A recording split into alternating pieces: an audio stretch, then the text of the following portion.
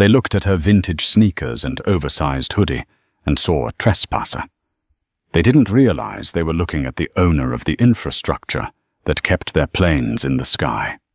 Vivian Banks, the silent billionaire CEO of Omnicorp, stood at the gate of Meridian Airways with a valid first-class ticket in her hand, only to be laughed at, ridiculed, and threatened with arrest by a staff that judged her by her skin color rather than her portfolio. They thought they had the power. But when Vivian calmly pulled out her phone and made a single 30-second call, she didn't just file a complaint. She initiated a system kill that grounded 152 flights, instantly froze $2.1 billion in assets, and turned a busy airport into a graveyard of silent engines. This isn't just a story about racism. It's a masterclass in nuclear-level karma. The rain battered against the floor-to-ceiling glass windows of JFK's Terminal 4, blurring the runway lights into smears of neon red and white. Inside the terminal, the air smelled of stale coffee anxiety and expensive perfume. Vivian Banks adjusted the strap of her canvas messenger bag. It was old frayed at the edges and contained a laptop worth more than the luxury sedan parked outside the terminal. She wasn't dressed for a gala. She was dressed for comfort, a charcoal grey hoodie, black leggings, and a pair of worn-out sneakers. She had just come from a 48-hour coding marathon at her server farm in upstate New York, ensuring the integration of a new logistics algorithm that would save the global shipping industry billions. She was tired. Her bones felt heavy. All she wanted was the lie-flat seat she had paid $12,000 for a glass of champagne and sleep. She approached the sleek frosted glass podium marked Meridian Airways First Class and the Diamond Club. There was no line. The red carpet looked inviting. Behind the podium stood Patricia. Patricia was a woman who wore her authority like a weapon. Her blonde hair was pulled back so tightly it pulled at the corners of her eyes, and her uniform was immaculate, pinned with a silver 15 years of service wing. She was currently typing furiously on her keyboard, ignoring Vivian entirely. Vivian waited. 10 seconds. 20. "Excuse me," Vivian said softly, her voice raspy from lack of use over the last 2 days. "I'm checking in for Flight 402 to London." Patricia didn't look up. She held up a manicured finger, silencing Vivian without a word. She finished typing, took a slow sip of her water, and finally dragged her eyes up. Her gaze didn't meet Vivian's face. It started at the sneakers, moved up the leggings, paused disdainfully at the hoodie, and finally landed on Vivian's eyes with a look of bored irritation. "Economy check-in is down the hall to the left. Follow the signs marked General Boarding. This is for first class and diamond members only." Patricia's voice was clipped, practiced, and dismissive. She immediately looked back down at her screen. Vivian blinked, shifting her weight. She was used to being underestimated. In fact, she built her career on it. When she launched Omnicorp 10 years ago, investors thought she was the coffee girl. Now Omnicorp owned the proprietary navigation software used by 3 of the world's largest airlines, including the one she was trying to fly. "I know," Vivian said, keeping her tone polite. She pulled her passport and boarding pass from her bag. "I'm in first class, seat 1A. She placed the documents on the high counter. Patricia let out a sigh that was loud enough to be a theatrical performance. She picked up the boarding pass as if it were contaminated waste. She squinted at it, then at the computer screen, then back at Vivian. "This is a digital printout," Patricia said, dropping it back on the counter. "It looks modified." "It's from your app," Vivian corrected gently. "I printed it because my phone battery is low. Can you just scan the passport? I don't need to scan it to know there's been a mistake, Patricia said, crossing her arms. Seat 1A is a suites class seat. It costs $12,000. Systems often glitch when economy passengers try to upgrade themselves using third-party sites. I didn't use a third-party site, Vivian said, her patience thinning by a fraction. I booked it directly through my corporate account. My name is Vivian Banks. Look, Miss Banks, Patricia said the name with a sneer. I am very busy. I have high-value clients arriving any minute. I don't have time to debug a glitch for someone who is clearly lost. Please go to the economy desk and have them sort out your situation. Vivian took a deep breath. If you scan the passport, you'll see my status. I'm a Global Services member. Patricia laughed. It was a cold, sharp sound. Global Services. Honey, Global Services is for CEOs, diplomats, and people who own the companies you probably apply for jobs at. Please step aside. At that moment, the automatic doors slid open. A man walked in, trailing the scent of expensive cologne and entitlement. He was wearing a bespoke Italian suit, carrying a leather briefcase, and talking loudly on his phone. This was Preston Sterling. He was the son of a hedge fund manager, a man who had never heard the word no in his life. Patricia's face instantly transformed. The scowl vanished, replaced by a beaming, obsequious smile. Mr. Sterling, she chirped, ignoring Vivian completely. So good to see you again. We have your seat ready. 1B. Right next to the window. Preston hung up his phone and glanced at Vivian. He looked her up and down with a smirk. Is the cleaning crew blocking the line, Patricia? Patricia giggled. Just handling a small disturbance, Mr. Sterling. Security is on the way. Vivian's blood ran cold. Security. I am not a disturbance, Vivian said, her voice dropping an octave, becoming steelier. And I am not moving until you scan my ticket. Preston stepped forward, invading Vivian's personal space. He loomed over her, using his height to intimidate. Listen, sweetheart, you're holding up people who actually matter. Why don't you take your little hoodie and go back to the bus station where you belong? You're clearly out of your depth.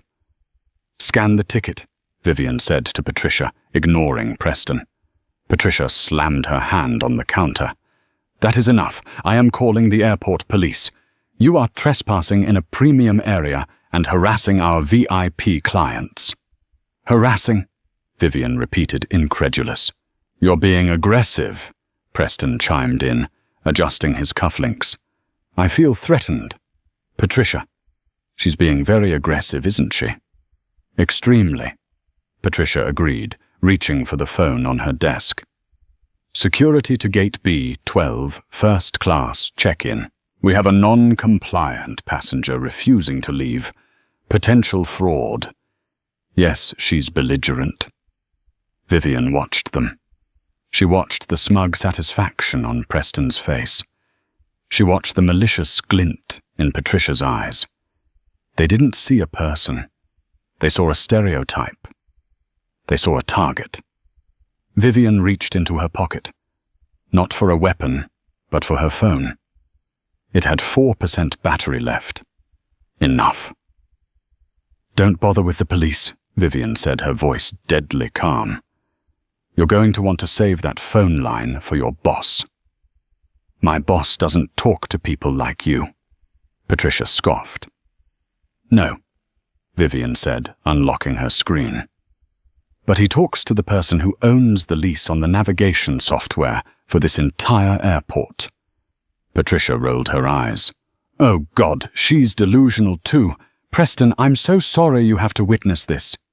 Vivian navigated to a secure app with a black icon. It was the Omnicore command terminal. She tapped it. A biometric scanner verified her fingerprint. Access granted. Admin Level 1. The screen populated with a list of active clients. Meridian Airways was at the top, currently running OmniNav System 5, 4.2. Vivian looked at Patricia. Last chance. Scan the ticket. Security is 2 minutes away, Patricia spat. Get out of my face. Vivian tapped the screen. She selected Meridian Airways. She selected License Agreement. She scrolled down to the bottom, where a red button pulsed softly. It was labeled Emergency Suspension, Breach of Contract. Okay, Vivian whispered. Have it your way. She pressed the button. The effect wasn't immediate. That was the thing about complex, cloud-based infrastructure. It took a moment for the command to propagate through the servers, bounce off the satellites, and hit the local mainframes. For 30 seconds, nothing happened. Patricia continued chatting with Preston, handing him his printed boarding pass with a flourish. Preston was making a joke about affirmative action hires that made Patricia giggle. Vivian stood silently watching the digital clock on the wall. 12:14 p.m. At 12:15 p.m. The sound changed. The first sign was the printer behind Patricia. It stopped midway through printing a luggage tag. It whirred, clicked, and then died. 1 moment, Patricia said, tapping the machine. Paper jam, I think. She turned back to her computer. The screen was frozen. She hit the Enter key. Nothing. She hit Escape. Nothing. That's odd, she muttered. Then the overhead announcement system, which had been playing a soft loop of jazz music and boarding calls, cut out with a sharp, static hiss. Silence descended on the terminal.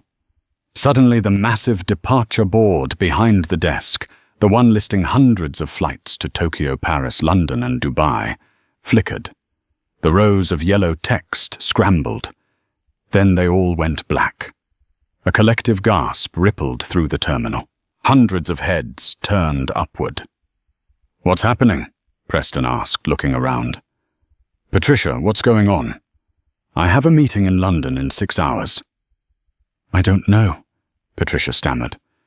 She picked up the landline phone to call IT. There was no dial tone. The phone system for the Meridian desks was routed through VoIP voice over IP, which ran on the OmniCore network. Vivian leaned against a pillar, crossing her arms. She watched the chaos begin to bloom like a dark flower. 2 gate agents from the economy desk came running over. Patricia, our systems are down. We can't scan tickets. The boarding doors won't open. The electronic locks are sealed. It's just a glitch, Patricia said, her voice rising in panic. Restart the terminals. We did. It says, license revoked, on the boot screen. What does that mean? Patricia froze. She looked at the blank screens. Then slowly, terrifyingly, she looked at the woman in the hoodie. Vivian was checking her nails. You, Patricia whispered. What did you do? Preston laughed, nervously. Don't be ridiculous, Patricia. This homeless girl didn't do anything. It's probably a cyber attack. Russians or something. But the chaos was spreading. Outside the window on the tarmac, the massive Boeing 777 that was supposed to be Flight 402. Preston's flight was pushing back from the gate. Suddenly the tug vehicle stopped. The plane's lights went dark. The pilot's voice crackled over a handheld radio on Patricia's desk. Tower, this is Meridian 402. We just lost all flight telemetry. FMC is blank. We are dead in the water. We can't start the engines. Repeat systems are unresponsive. Vivian stepped forward. The silence in the immediate area was heavy. It's not the Russians, Vivian said calmly. Her voice carried clearly in the quiet terminal. It's Clause 14, Section B of the Meridian Omni Service Agreement. The provider reserves the right to immediately suspend service in the event of gross negligence or hostile conduct by client representatives towards OmniCore executives. Patricia's face went white. Omnicore. You work for Omnicore. I am Omnicore, Vivian corrected. She turned her phone screen around so they could see it. It displayed a live dashboard. Total flights grounded 152. Estimated financial loss per minute, $420,000. You just froze the fleet, Preston said, his arrogance dissolving into confusion. You can't do that. That's illegal. It's perfectly legal, Vivian said.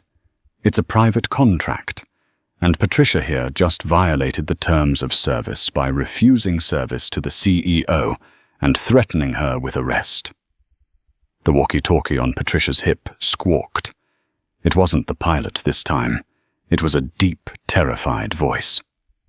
Patricia. This is Operations Director Miller.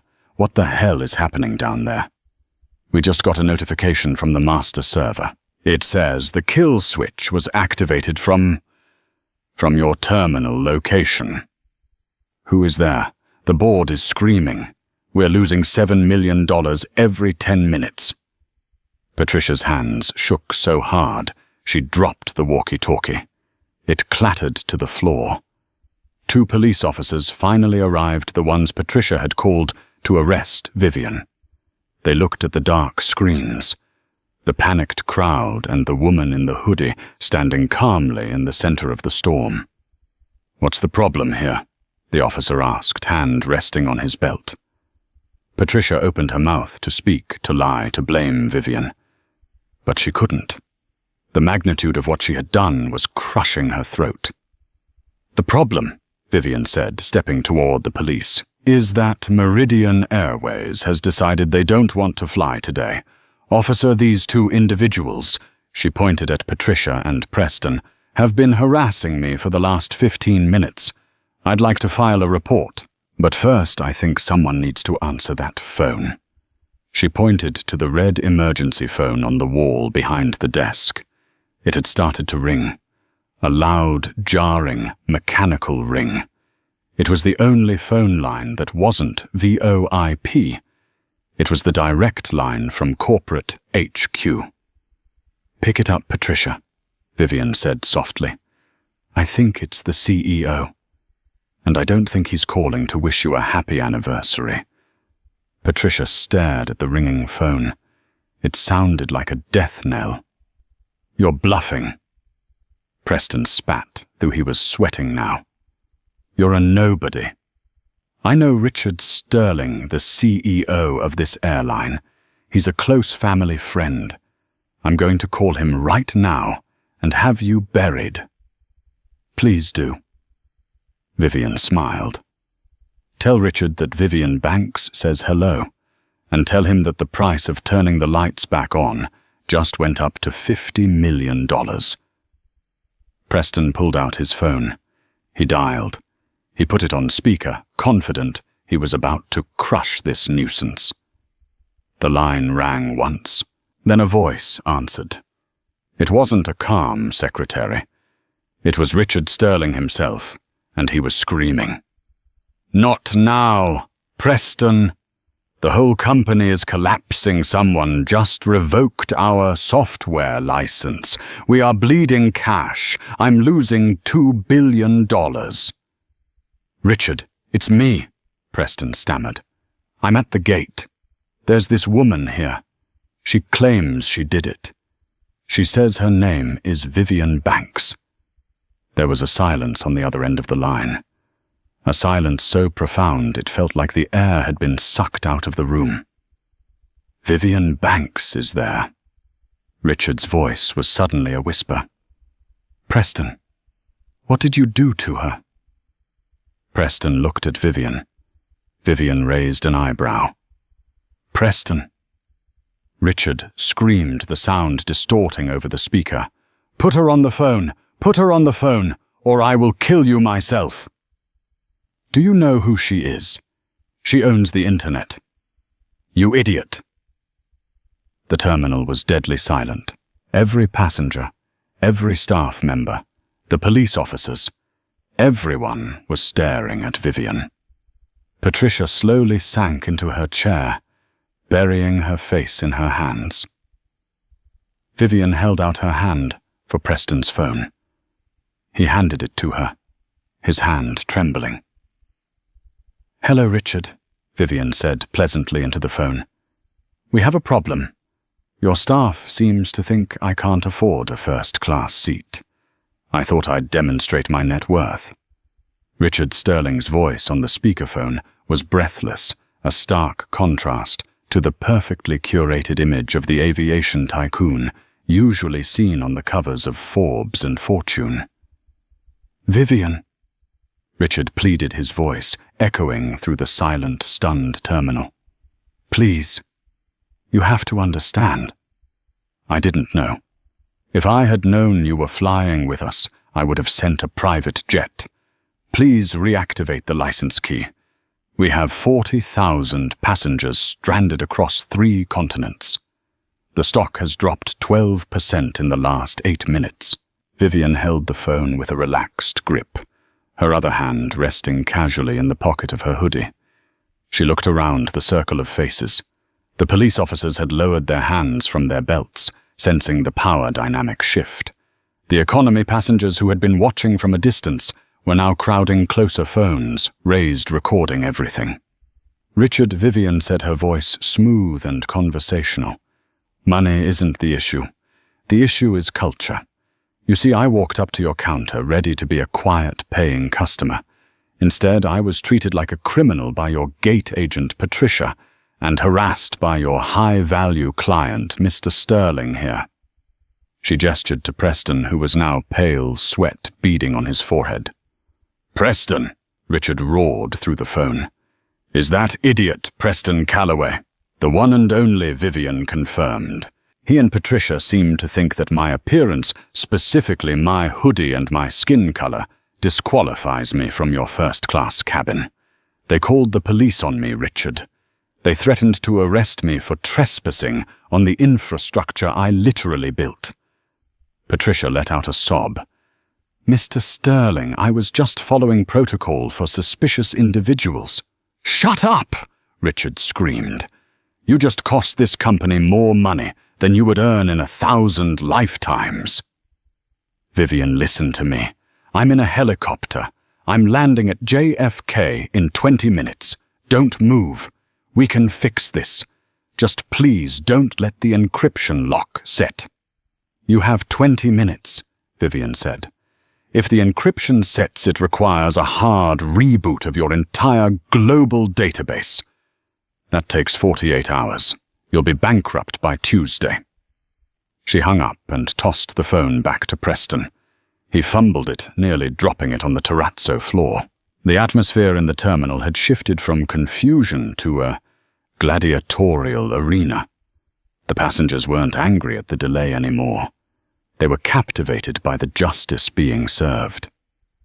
Preston, recovering a shred of his bruised ego, stepped forward. He straightened his tie, though his hands were shaking. "You think you've won?" "My father is Grant Calloway. He runs the Titan hedge fund. We own a significant stake in Omnicorp. When I call him, you're going to be fired by your own board of directors." Vivian laughed. It was a genuine, amused sound.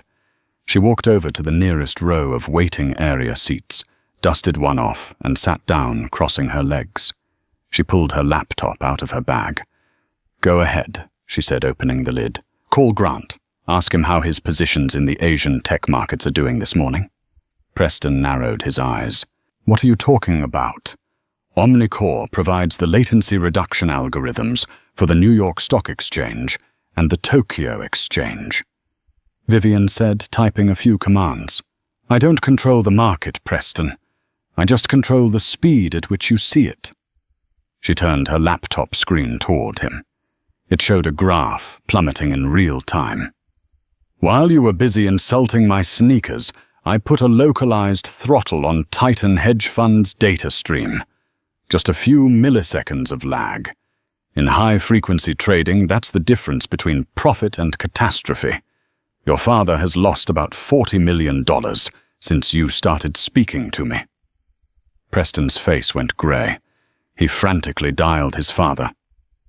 Dad, it's Preston. I'm at JFK. There's a girl here, Vivian Banks. She says—" He pulled the phone away from his ear as a torrent of screaming erupted from the other end. It was so loud that even Patricia flinched. Preston didn't say another word. He just listened, his eyes widening in horror before slowly lowering the phone. "He told me to shut up," Preston whispered, looking at Vivian with newfound fear. "He said to do whatever you say." "Smart man," Vivian said, returning to her typing. Patricia, realizing she was now alone on the sinking ship, tried a different tactic. She came around the desk, her hands clasped together, tears streaming down her face. "Miss Banks," she wept. "Please, I have a mortgage. I have 2 kids in private school. I made a mistake. I'm stressed. It's been a long shift. Please don't ruin my life over a misunderstanding." Vivian stopped typing. She looked up at Patricia. The silence stretched heavy and suffocating. "A misunderstanding is when you mishear a name," Vivian said coldly. "What you did was profiling. You looked at me and decided I wasn't worthy of respect. You smiled at him." She pointed to Preston, "because he looked the part. You sneered at me because I didn't. That's not a mistake, Patricia. That's a worldview. And unfortunately for you, my worldview involves 0 tolerance for bigots." "I can fix it," Patricia begged. "I'll upgrade you, suites class. I'll comp the ticket. Free champagne." "I don't want your champagne," Vivian said. "I want your resignation." Before Patricia could respond, the heavy security doors near the entrance burst open. A phalanx of people in suits marched in, flanked by airport security and men with earpieces. In the center was Richard Sterling. He looked disheveled, his tie crooked, his face flushed red. He spotted Vivian sitting on the waiting bench and practically ran toward her. "Vivian," he gasped, skidding to a halt. "Thank God! The media is outside.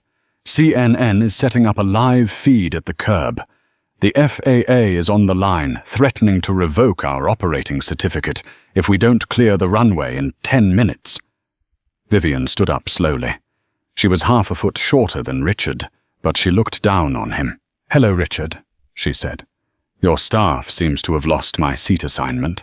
I was hoping you could help find it." Richard turned on Patricia. The fury in his eyes was primal. "You, give me your badge. Now!" "Mr. Sterling, please," Patricia wailed. "Now!" Richard bellowed. Patricia fumbled with her lapel, unpinning her wings and her ID card. She handed them over with shaking hands. "You are fired," Richard spat. "Effective immediately. Get out of my terminal before I have you arrested for corporate sabotage." Patricia looked around for support. She looked at Preston. He looked away. She looked at the police officers. They stared straight ahead. Crushed, she grabbed her purse and ran toward the exit.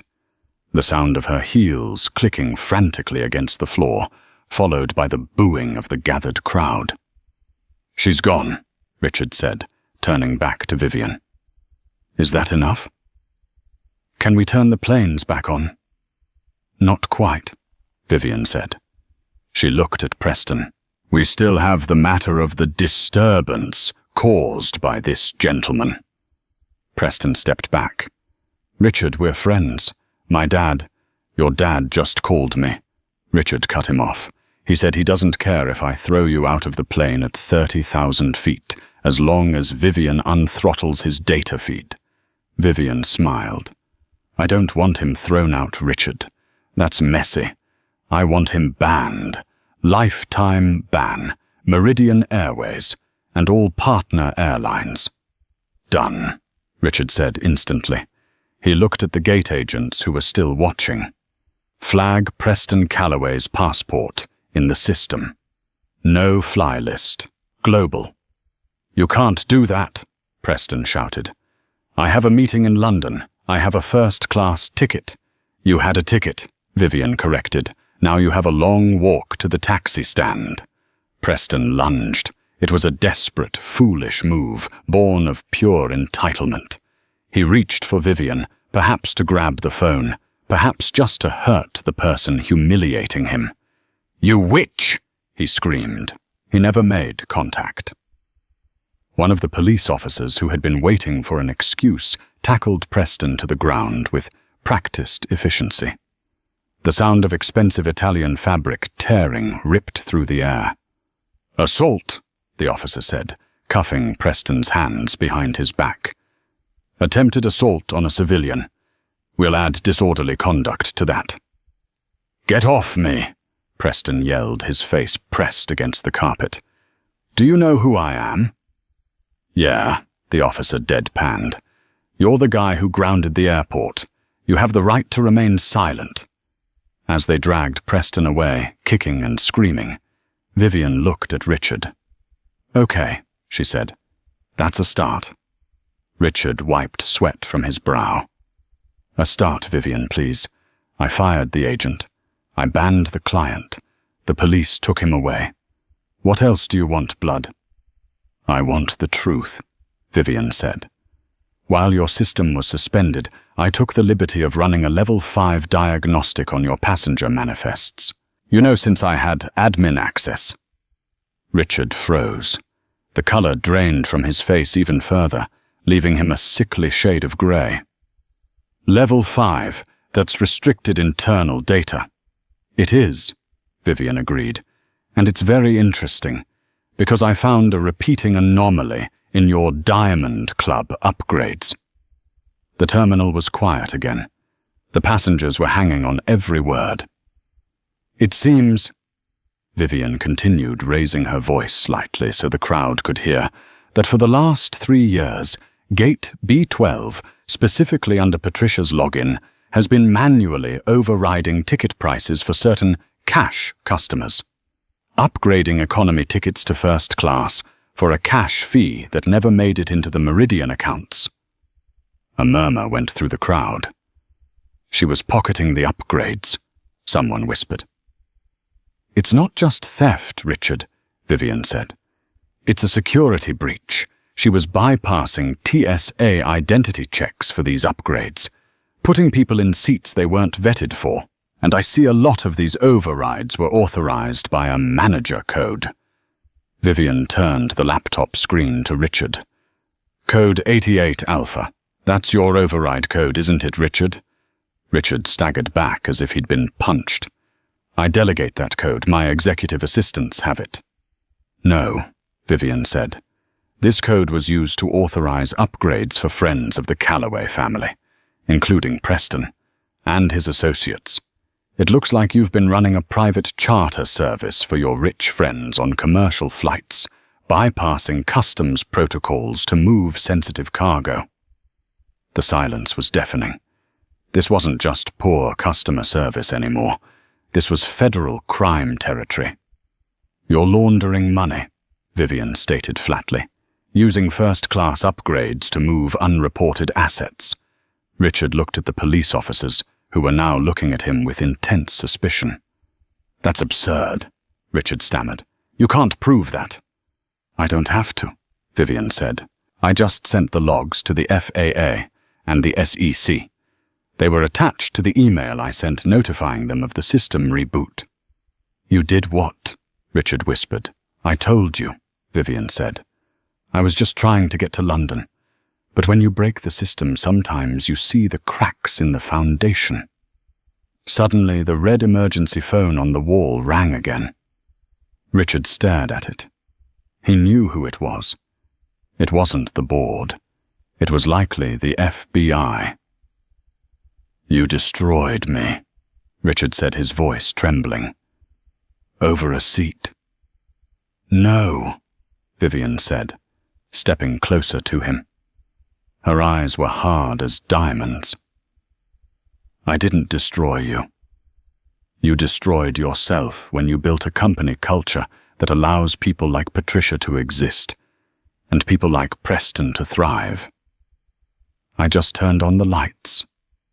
She tapped her phone. System restoring, she announced. The flight computers are coming back online. You can fly your planes now, Richard. Well, until the feds ground you for the investigation. Behind the desk, the screens flickered to life. The departure board buzzed and lit up the yellow letters, cascading back into place. A cheer went up from the exhausted passengers. But Richard Sterling didn't cheer. He sank onto the waiting bench. Vivian had vacated his head in his hands. Vivian picked up her bag. She adjusted her hoodie. "Now," she said to the stunned gate agents who had replaced Patricia, "I believe I have a seat on Flight 402. Seat 1A. The young agent, a terrified man in his 20s, typed furiously. Yes, Ms. Banks, absolutely, right this way. We'll escort you." Vivian began to walk toward the jet bridge, but she stopped. She turned back to the crowd of economy passengers who had been watching the entire drama unfold. "Wait," she said. She looked at the agent. "Flight 402. It's a 777300, right? Yes, ma'am. And the first-class cabin has 12 suites. Yes, ma'am. And business class has 48 seats. Correct." Vivian looked at the tired families, the students, the elderly couple in the economy line. "Upgrade them," Vivian said. The agent blinked. "I'm sorry." "Everyone in Group 4, Vivian said, pointing to the economy passengers. "Upgrade them all. Fill business and first. Anyone left over gets a $5,000 voucher. Put it on Richard's personal tab." The cheer that erupted this time was deafening. It shook the glass walls of the terminal. People were clapping, whistling, and some were even crying. Vivian smiled a small, tired smile. She turned and walked down the jet bridge, leaving the chaos behind her. Vivian settled into seat 1A. It was a private suite with a sliding door, a lie-flat bed, and a massive entertainment screen. She didn't drink the champagne the flight attendant brought her. She asked for a bottle of water and a blanket.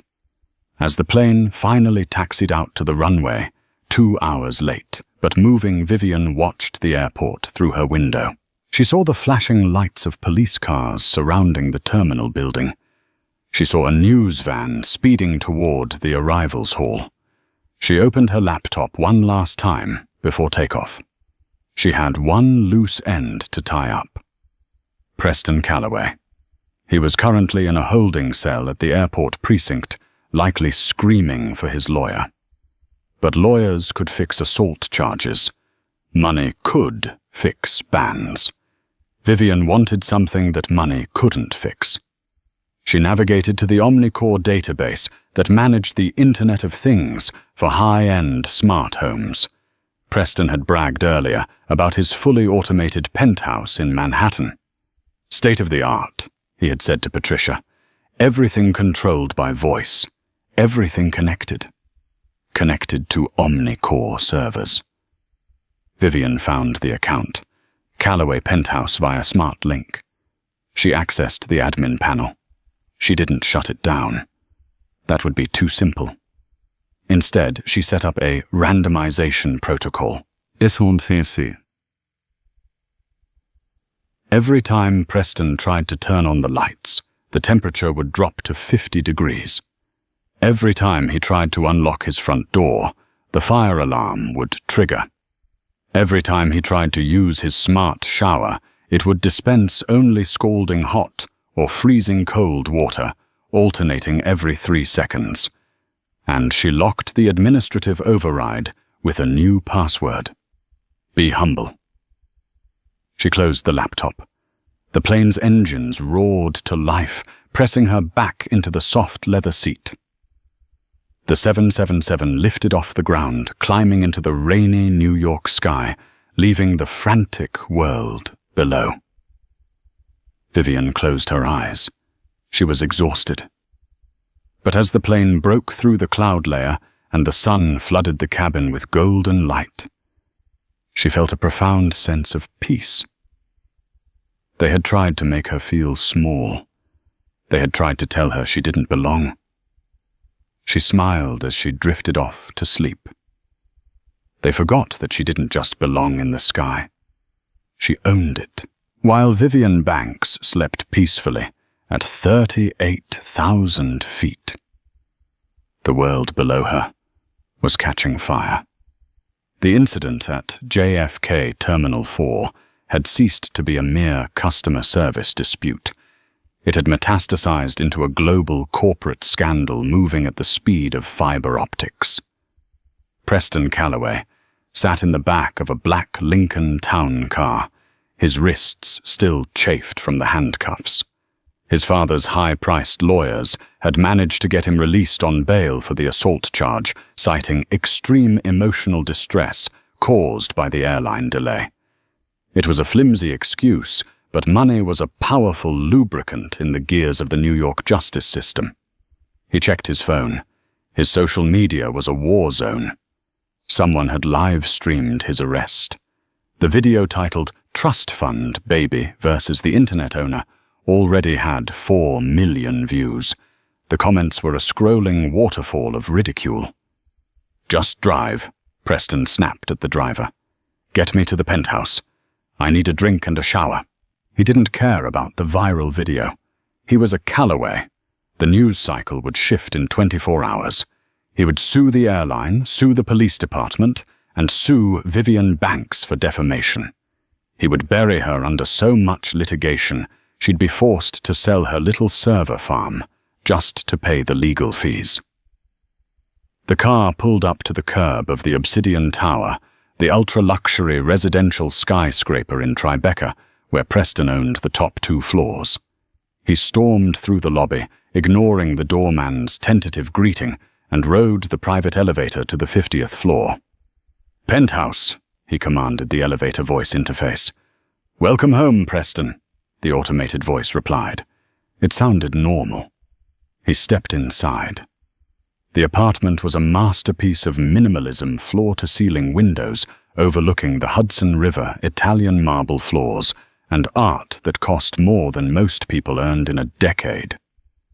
"Lights 50%. Mood relax," Preston ordered, tossing his torn suit jacket onto the sofa. The lights didn't dim. Instead, they flashed a strobe light effect of blinding white and neon red. "Stop!" Preston shouted, shielding his eyes. "System glitch! Lights off!" The strobing intensified. Then the sound system connected to 80 concealed speakers throughout the apartment crackled to life. It wasn't playing his usual smooth jazz playlist.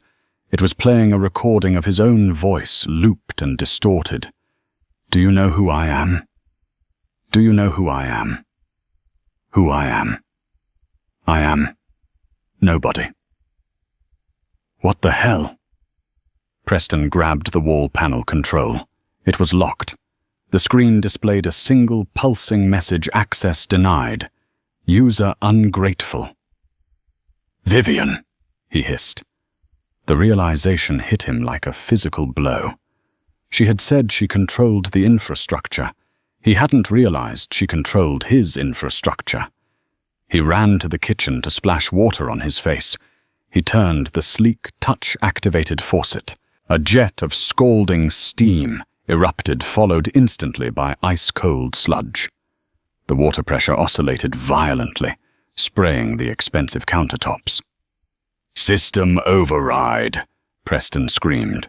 "Call support." The voice assistant replied, its tone noticeably different. Sarcastic, almost mocking. "Support is unavailable for users with a banned status. Would you like to play a game instead? It's called humility." Suddenly, the smart blinds on the windows began to retract and descend rapidly, creating a clattering racket. The thermostat on the wall flickered. The temperature reading plummeted from 72 degrees Fahrenheit to 58 degrees Fahrenheit, then 50 degrees Fahrenheit. The AC vents blasted freezing air with the force of a hurricane. Preston shivered, grabbing his phone to call his father. No service. The Wi-Fi was down. The cellular repeater in the apartment had been disabled remotely. He was trapped in a freezing, flashing, screaming glass box. Across town, the situation for Richard Sterling was far less theatrical, but infinitely more dangerous. The Meridian Airways headquarters was a frenzy of shredding paper and deleted emails. Richard sat in his office, staring at a bottle of scotch he desperately wanted to open, but couldn't because 3 FBI agents were currently standing on the other side of his mahogany desk. "Mr. Sterling," Special Agent Miller said. Miller was a man who looked like he had been carved out of granite. He didn't blink. "We received a data packet at 1:15 p.m. today. It contained detailed logs of 412 instances of wire fraud, customs evasion, and violation of the FAA's Safe Skies Act." "I told you," Richard said, sweating through his shirt. "That was a rogue employee, Patricia the gate agent. She was running a side hustle. I fired her immediately." Agent Miller tapped a folder on the desk. "We interviewed Patricia 20 minutes ago. She's very eager to talk. She claims she was following a directive labeled VIP Protocol Delta. She provided emails sent from this office, Richard, from your personal server." Richard's mouth went dry. "Emails can be spoofed. Vivian Banks is a hacker. She planted them." "Vivian Banks is a federal contractor with top-secret clearance for defense logistics," Miller corrected him. "Her data logs are admissible in court as forensic evidence, and she didn't just send us the logs, Richard. She sent us the money trail." Miller opened the folder. Inside was a flow chart. It showed money moving from the Titan hedge fund, controlled by Grant Calloway, into a shell company in the Cayman Islands, and then into the personal accounts of Richard Sterling disguised as consulting fees. "It looks like Grant Calloway was paying you to move undocumented cash and high-value assets all through your airport terminals without customs checks," Miller said, "using the first-class upgrade loophole to bypass scrutiny. That's money laundering, Richard. And since you used commercial aircraft to do it, it's also interstate racketeering." Richard slumped in his chair. The silence in the room was heavy, broken only by the distant sound of sirens approaching the building. "Grant will kill me," Richard whispered. "Grant Calloway has his own problems," Miller said, looking at his buzzing phone. Grant Calloway, the Titan of Wall Street. The man who could crash an economy with a sneeze was currently standing in the middle of the trading floor at Titan Hedge Fund. The room, usually a hum of aggressive trading and shouting, was deathly silent. Every trader was staring at the massive screens on the wall. The tickers weren't moving. The trading algorithms, the complex mathematical models that executed thousands of trades per second, had stopped. Grant was screaming into a phone. "Get Omnicore on the line. Get the redundancy servers up." "We can't, sir," his CTO yelled back, typing frantically on a laptop. "The API keys have been revoked. We're locked out of the exchange." "Revoked by who?" Grant roared. The CTO turned the laptop around. The command line showed a single active process blocking their access. Process name Karma _V1.0 admin V. Banks, status holding for audit. "She froze us."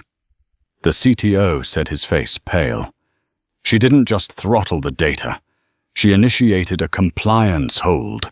She flagged our entire fund for suspicious activity involving the Meridian Airways accounts." "She can't do that." Grant smashed the phone against the desk. I have positions worth $6 billion open right now. If I can't close them before the Asian markets open, we're insolvent. Sir, a junior trader called out, voice trembling. CNBC is live. You need to see this. Grant looked up at the main screen. The headline was in bold red letters. Breaking: CEO of Omnicore exposes billion-dollar laundering ring at JFK. And there was Vivian's face. It wasn't a live interview. It was a pre-recorded video statement she had uploaded from the plane before the Wi-Fi cut out. In the video, Vivian looked calm, almost bored. She held up a stack of digital documents. "My name is Vivian Banks," the video Vivian said. "I believe in transparency. For years, Grant Calloway and Richard Sterling have used the privilege of the sky to hide the corruption of the ground. They thought they were untouchable because they had the money. But money runs on data. And today I'm turning the data off."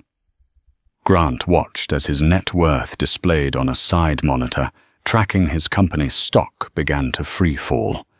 It wasn't a dip. It was a crash. A straight vertical line down. He fell back into his leather chair, clutching his chest. He wasn't having a heart attack. He was having a reality check. The elevator doors to the trading floor chimed. Grant didn't need to look to know who it was. The SEC investigators didn't knock. 7 hours later, Flight 402 descended through the thick grey clouds over Heathrow Airport. The cabin was quiet. The flight attendants had spent the entire journey walking on eggshells, treating the passengers like royalty, especially the woman in seat 1A. Vivian woke up as the landing gear deployed with a heavy thud. She stretched her joints, popping. She felt refreshed. She checked her phone as the plane touched down and taxied to the gate. 950 missed messages, 150 voicemails. Trending topic number 1, worldwide hashtag the flight queen. Trending topic number 2, hashtag boycott Meridian. Trending topic number 3, hashtag Grant Calloway. Arrested. She smiled. The Internet of Things prank on Preston had been petty, she admitted to herself. But dismantling a corruption ring, that was business. The plane came to a halt. The captain's voice came over the intercom, sounding shaky. "Ladies and gentlemen, welcome to London. We have been asked to hold everyone on board for a moment. Authorities are meeting the aircraft." A ripple of nervous energy went through the cabin. Had Vivian gone too far? Was she about to be arrested for cyber-terrorism? The cabin door opened. 2 men in dark trench coats boarded, followed by a woman in a sharp navy blazer. They walked straight to seat 1A. Vivian unbuckled her seatbelt and stood up, grabbing her messenger bag. She was ready. She had the best lawyers in the world on speed dial. "Vivian Banks?" the woman asked. Her accent was posh British and clipped. "That's me," Vivian said, lifting her chin. The woman smiled. It was a genuine smile. "I'm Director Hastings of the Serious Fraud Office here in the UK. We've been watching the news from New York with great interest."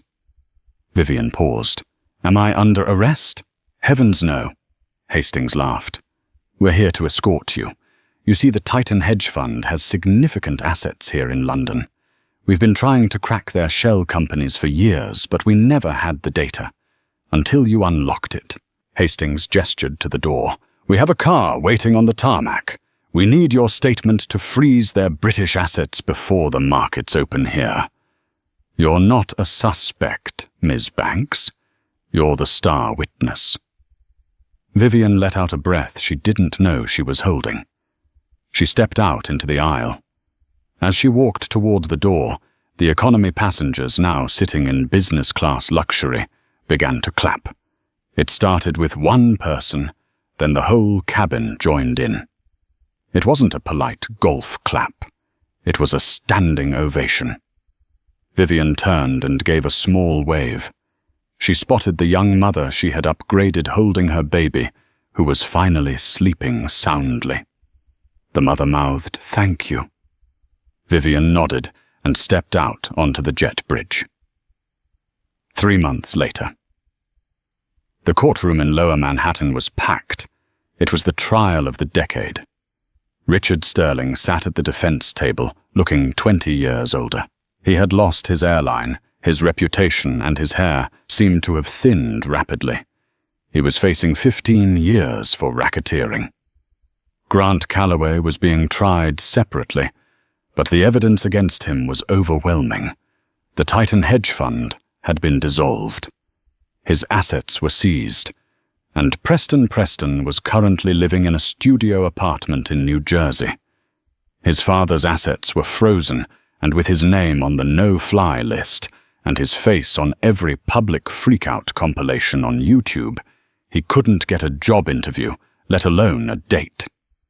He was currently working as a dispatcher for a trucking company, a job that required zero face-to-face interaction. Every time he tried to act entitled, his co-workers, rough men who drove 18-wheelers, reminded him of his place. Vivian Banks sat in the gallery watching the proceedings. She wasn't wearing a hoodie today.